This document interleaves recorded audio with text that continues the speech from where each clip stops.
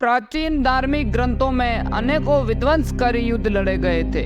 इन युद्धों में अनेकों शक्तिशाली अस्त्र शस्त्रों का प्रयोग हुआ था, लेकिन किसी भी विशेष युद्ध को जीतने के लिए धनुष बाण की भूमिका अहम होती थी।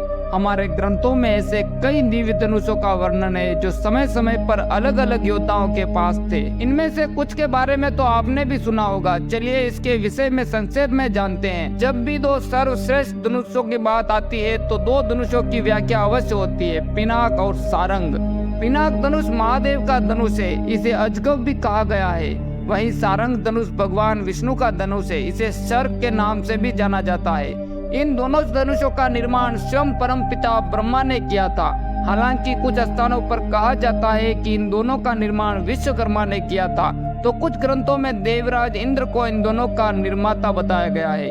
हालांकि अधिकतर ग्रंथों में ऐसा ही लिखा है कि इन दोनों को परमपिता ब्रह्मा ने ही बनाया था, और इनमें से एक धनुष सारंग उन्होंने नारायण को और दूसरा धनुष पिनाक महादेव को दिया। ये दोनों महान धनुष समान शक्तिशाली ही माने जाते हैं। अपने अपने धनुषों को धारण करने के बाद भगवान शिव और भगवान विष्णु में इस बात पर वार्तालाप हुआ कि इन दोनों धनुषों में कौन सा श्रेष्ठ है।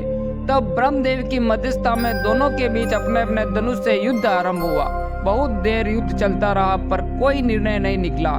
तब ब्रह्मा जी के अनुरोध पर दोनों ने युद्ध समाप्त किया और उनसे पूछा कि पिनाक और सारंग में कौन सा धनुष श्रेष्ठ है। तब परमपिता ब्रह्मा ने कहा, इन दोनों धनुषों को मैंने अपने सर्वश्रेष्ठ कौशल से बनाया है और इसी कारण इन दोनों के बीच अंतर बता पाना संभव नहीं है। किंतु युद्ध के बीच भगवान शिव श्री हरि का युद्ध कौशल देखने के लिए कुछ समय के लिए रुक गए थे, इसलिए उस आधार पर मैं सारंग को पिनाक से श्रेष्ठ घोषित करता हूँ। यह सुनकर महादेव रुष्ट हो गए और उन्होंने पिनाक को त्याग दिया। उन्होंने श्री हरि से कहा कि अब आप ही इस धनुष को भंग कीजिए। तब भगवान विष्णु ने कहा कि समय आने पर मैं आपकी इच्छा अनुसार अवश्य इसका नाश करूंगा।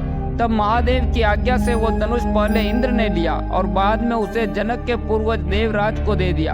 आगे चलकर महादेव के वचन के अनुसार श्री राम ने माता सीता के स्वयंवर में धनुष भंग किया था। यही वो धनुष था जिससे महादेव ने त्रिपुर संहार किया था। सारंग धनुष आगे चलकर श्री कृष्ण को प्राप्त हुआ, जिसे सर्प के नाम से भी जाना गया है। भगवान विष्णु ने इसे गोवर्धन नाम भी दिया था। हालांकि कई स्थानों पर सारंग और गोवर्धन को श्री हरि का दो अलग अलग धनुष बताया गया है। कहते हैं कि महाभारत में श्री कृष्ण के धनुष को उनके अतिरिक्त केवल परशुराम, भीष्म, द्रोण, कर्ण एवं अर्जुन ही संभाल सकते थे।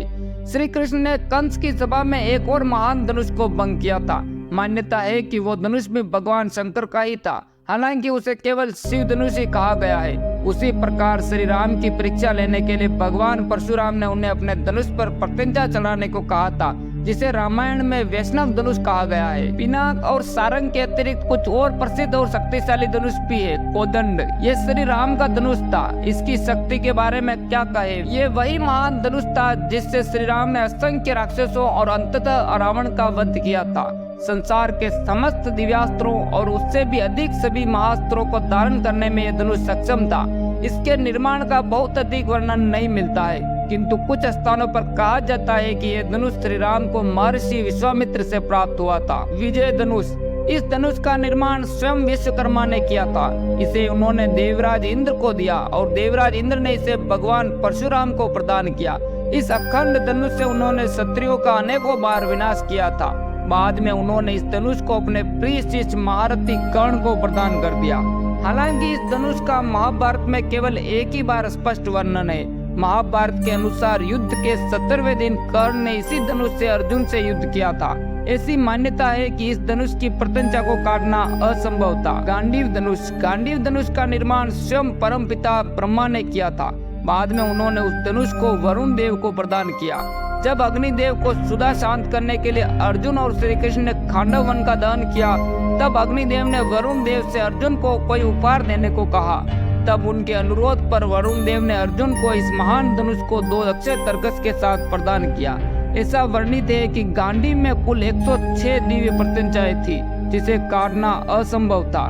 इसे 10,000 धनुषों के बराबर माना जाता है। जब पांडव और द्रौपदी स्वर्ग की अंतिम यात्रा पर निकले, तब मार्ग में अग्निदेव के कहने पर अर्जुन ने गांडीव को वरुण देव को लौटा दिया था। पुष्प धनुष, कामदेव का धनुष है। इसी से उन्होंने महादेव पर पुष्पसर नामक बाण से प्रहार किया था, जिसके बाद महादेव ने अपने तीसरे नेत्र से उन्हें भस्म कर दिया। पुलसत्य धनुष लंकापति रावण का धनुष है, जो उसे अपने पितामह महर्षि पुलसत्य से प्राप्त हुआ था। महाभारत में कई अन्य धनुष को वर्णन दिया गया है, जैसे रुद्र धनुष, अभिमन्यु का धनुष जो उन्हें बलराम से मिला था। बलराम को यह धनुष महादेव से प्राप्त हुआ था। वायु धनुष महाबली भीम का धनुष है। महेंद्र धनुष यह सम्राट युधिष्ठिर का धनुष था। वैष्णव और अश्विनी यह नकुल और सहदेव के धनुष थे।